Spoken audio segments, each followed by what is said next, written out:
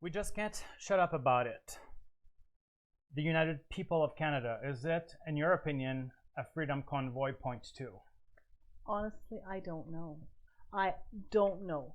All signs point towards it, but when I looked them up on the internet, this is what it says about them. The United People of Canada is a not-for-profit social enterprise. The organization describes itself as a diverse intergenerational fraternal organization which promises that together, through appreciation and celebration of our unique culture and heritage, we will build strong families and communities, solidifying a prosperous future for all Canadians whose voices are heard. So it's a fraternal organization, and that means that they've got a common ideology, but nobody knows what that ideology is. The fellow, he's from, where is he from? His name is Tony Kuzakria, and he's from a huge financial planning thing. He's the main backer of it. He wants to buy the whole block. So they talk about rent, but I think he's trying to buy it. But I think the sale fell through and they got evicted with rent, so that makes no sense. But he wants to buy the whole block, and he wants to make a mini Disney World where he wants to have shows and things for people for free or at a reasonable cost, and a hotel where if you can't where if you can't afford the hotel, you stay for free. So none of this fits in with the Freedom Convoy idea. And then, what's her name? What's that woman's name? What's her name? Nolan. Diane Nolan. And actually, in the description of this podcast on YouTube and on Facebook, I will be putting the link of the Ottawa Citizen interview that she made. It's a video of about 7 minutes. So I'll put that together in the description box for you guys at home so you can look and listen to this interview, because I'm going to base my comments on that interview today. In the interview, she is saying, your microphone is... sorry. In the interview, she's an absolute whack job. You know that, right? Yeah, well, she's... because she says, here, I'm quoting her, "I want to see the next generation rise up and be the best they can be," which is absolutely, like, legitimate, and who doesn't want that? But then she goes on to say that the kids don't know how to become counselors. Well, that's exactly it. She's saying, like, I want to see the next generation rise up and be the best they can be. Good for you. We all want that for our children. I want that for everybody I know, for sure.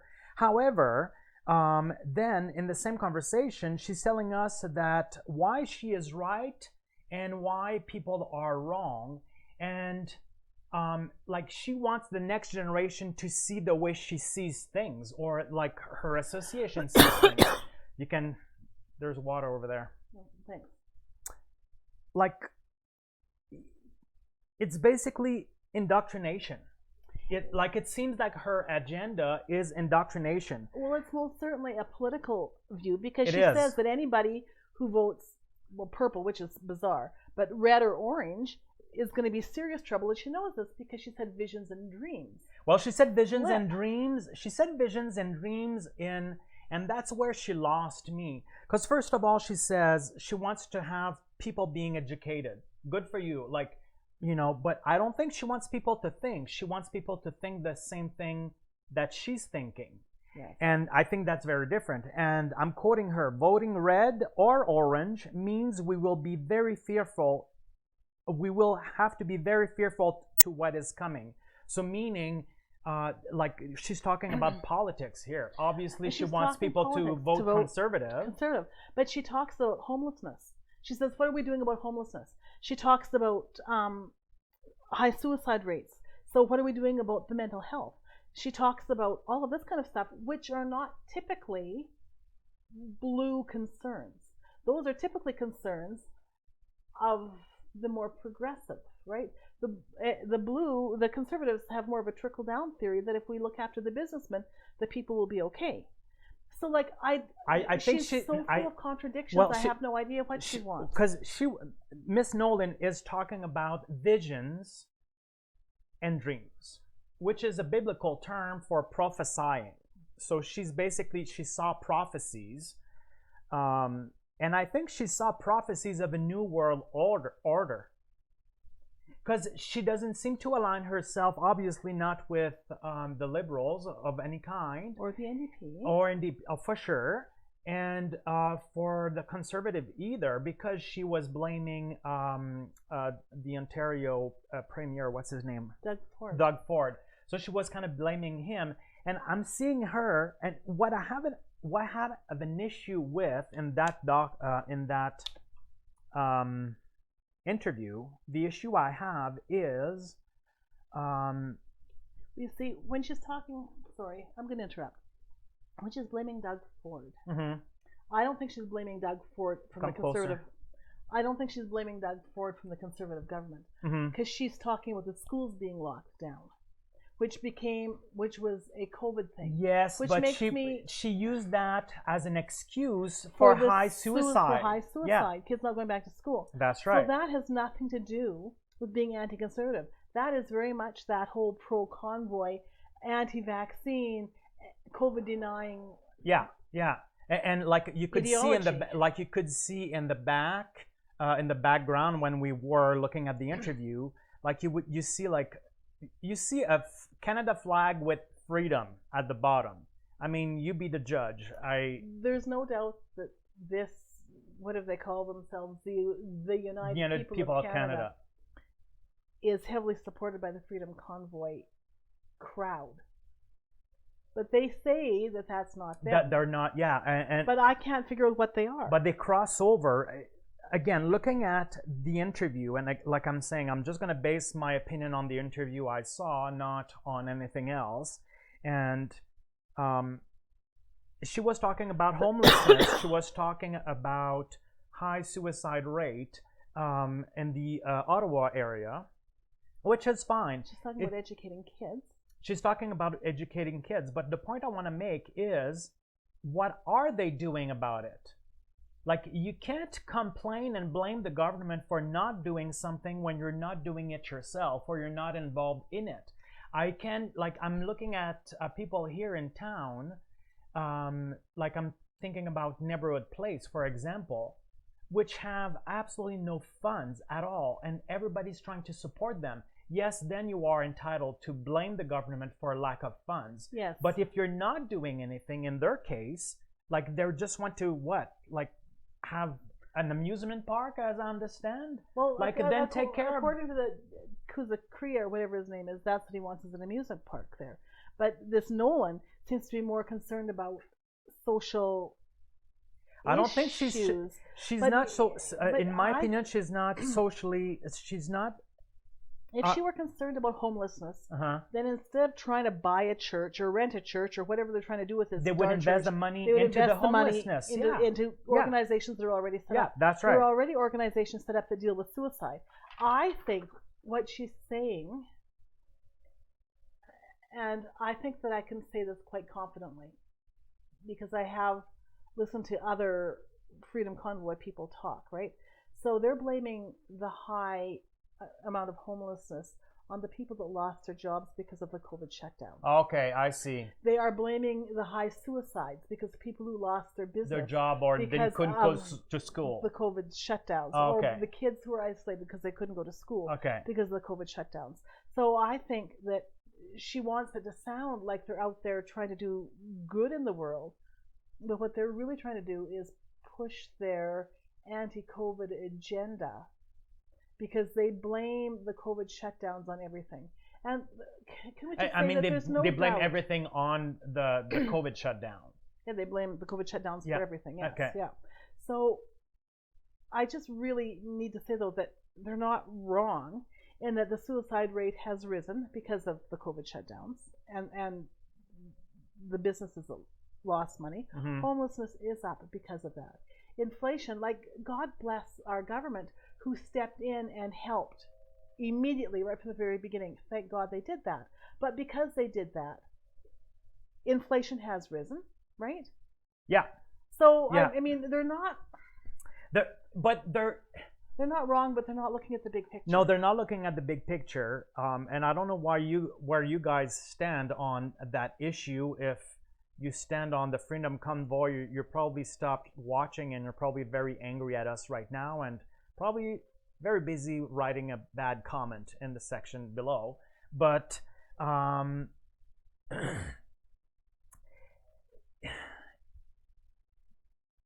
what I'm seeing right now in our society is like these two extremes, right?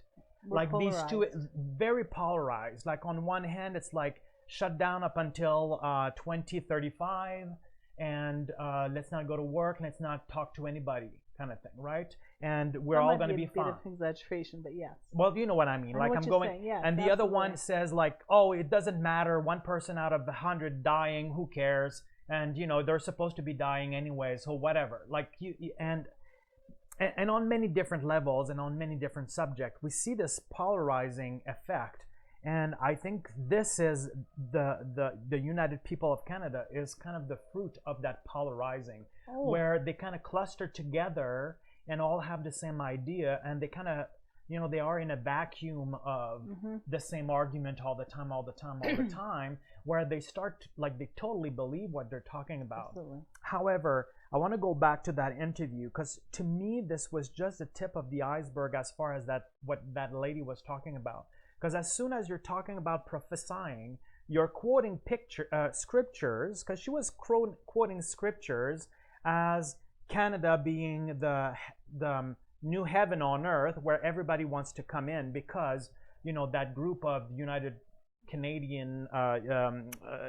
People of Canada will offer all this new world, basically this new world to their own. So that's where she lost me entirely. And on another level, or on another angle, it angers me because it makes people think that the entire Christianity is with her. Like, right. Like they will lump everybody together as we're all like her. And we're not. Like, she's a minority. Like, I want you to understand that whatever her views are, she is a minority of Christians. I believe that they're supported by about 17% of the population. I'm sorry? I think that they're supported by about 17% of the population. I think is the statistic that I read. Okay, regarding United People of Canada and their mission, or their... no, regarding the Freedom Convoy. And okay, 17% of the people of Canada support or are in agreement with. Okay. Okay, but now it's difficult. Like, it's because I try to see both sides of the equation. Did the government make some mistakes? Absolutely. 100% the government made some huge mistakes during this whole COVID thing. But I think they did the very best they could with the information they had at the time. Do I trust the politicians implicitly? Hell no. I do not trust the politicians. Most of them are in it only until the next election, just to get them reelected. They don't have a long-term vision. But you know who I do trust implicitly, without a doubt, are the doctors. The scientists. They have the doctors and the scientists. Because they have no dog in that fight. They've got no skin in the game, right?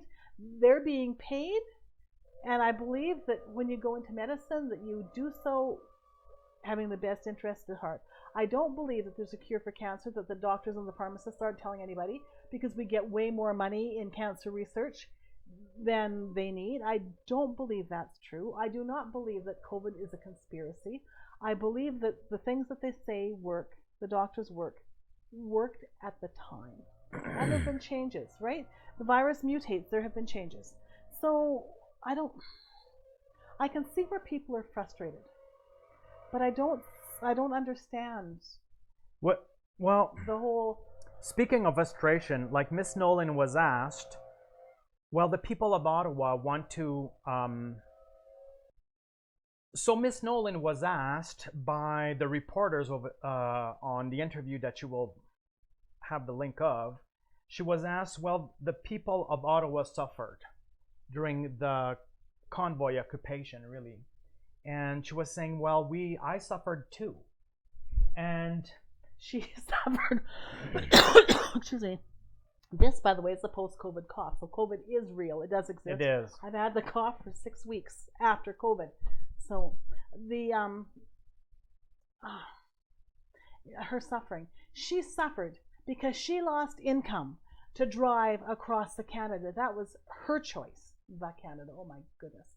So the people in Ottawa suffered because these people converged on them, blocked off their roads, crapped in their backyards, honked their damned horns all night. All night and all day. And all day. It was not a choice of the people of Ottawa.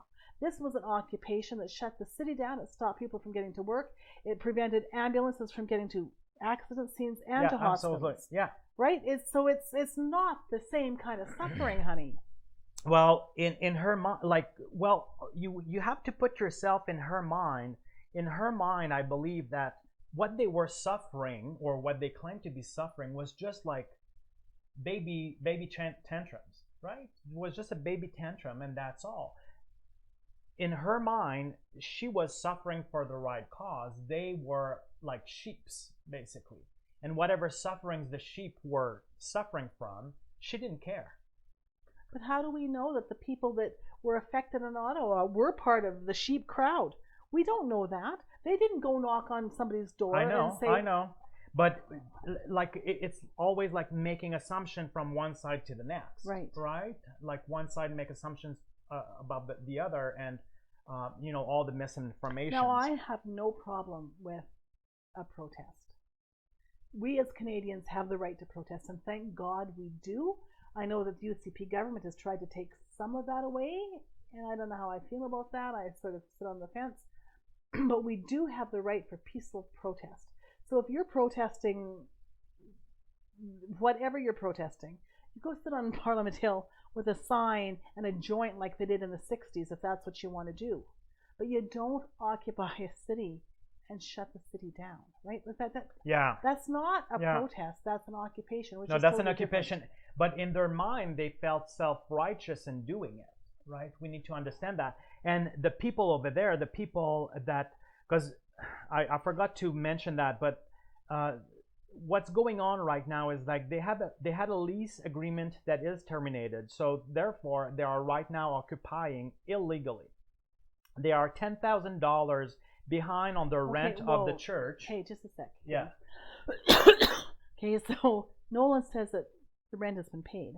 Now, I know a little bit about Alberta's Landlord and Tenant Act. I don't know about what happens in Ontario. But before a bailiff can come, you just can't get a bailiff to come and kick somebody out, right? You have to get an order from in Alberta, it's the RTDS or something like that, right?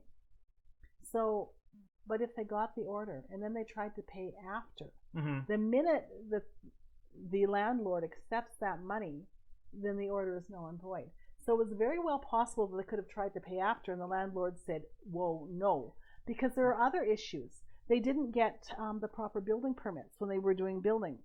It's an official heritage site, and they didn't get, before they started changing colors and remodeling, they didn't get permission from the Ontario Historical Association or whatever it is, right? Yeah. So like there were all sorts of issues. They didn't show proper insurance. So she says it's all been paid.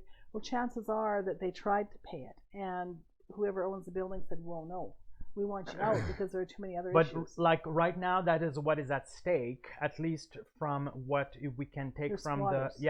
They're squatters. Like they are $10,000 behind on rent, and they had an eviction notice. Someone came to evict them. Basically, they didn't want to go, obviously, because they're still there. To me, it sounds like they're the way they're talking is a Christian nationalist, and they claim to be the victim in that situation where they're probably occupying illegally right now at this point. And but we need to understand as well as they have a disregard for what the government is saying. They have a total disregard for what the government is saying. And if these people really are, which I suspect they are, heavily involved with the Freedom Convoy, the Freedom Convoy, when they went to Ottawa, a lot of them were there for the right reasons. A lot of them were there because they said, absolutely, we don't believe in the vaccine mandates. Let's remove those. But there was another group that refused to leave until Trudeau was out of power. Right? Yeah, they wanted to overthrow the government. Yeah, that's right. And these people, again, do not believe in the rules of the government because they didn't get the proper permissions before they did anything. And then a bailiff is sort of a representative of the court. and they refused to believe what he had to say. So it's sort of like they think that they live in their own world where they have their own laws, which to me is not even the alt-right conservative that people are accusing them of being. I think that they're more libertarian. Oh God, I don't know what they are. Right? Like I think they're libertarian. They don't want to have to follow anybody's rules. They want the smallest government possible and let people all fend for themselves. You can't tell me I have to be vaccinated. You can't tell me that I can't do these renovations that on I can't do these renovations. You can't tell me I'm evicted. That I can, right? Yeah. Yes. Yeah, I hear you. Well, let's close our podcast with this. Like, where on earth is going Canada? Where are we going? I'm going to let you finish with your I had opinion. the most incredible conversation with a brilliant young lady yesterday. And she honestly feels that it's not just Canada, but the whole world is in a situation where there's going to be a major correction. And she said it's going to be hell for 15 or 20 years, right? And then there'll be revolutions. And we're going to have to change everything about our society. That the way that we are now is no longer working. Will it be for the better or for the worst? Like that 20 years, will it be for the best or will it be for the worst? Because right now we're seeing women losing their right to abortion in the United States, and we're seeing kind of the same thing for the marginalized, not marginalized, but the minorities as well. What usually happens, we're seeing a bigger gap between the rich and the poor. Yeah. And when that gap gets big enough, there is always a revolution, right? And that's what happened in Cuba all those years ago, where there was a revolution. And the poor people, headed by Che Guevara and Fidel Castro, took over, and they said, this is how we're going to want it, how we want it to be now. I'm not recommending that the world become communist like Cuba, but there's always been a revelation. So who is it better for? So if you're one of the majority of the poor, then when it's finished, it's going to be better for you. But if you're one of the 1% that has the money and has... You want to have the same money, if not more. You want to have the same privilege. And the power, then it's not going to be better for you. Well, let's end our podcast with this. Obviously, guys, we can't shut up about this. Obviously, this is something that is very passionate to Jean and I. So thank you for watching, and we're going to see you on another podcast. In the meantime, you take care. Bye.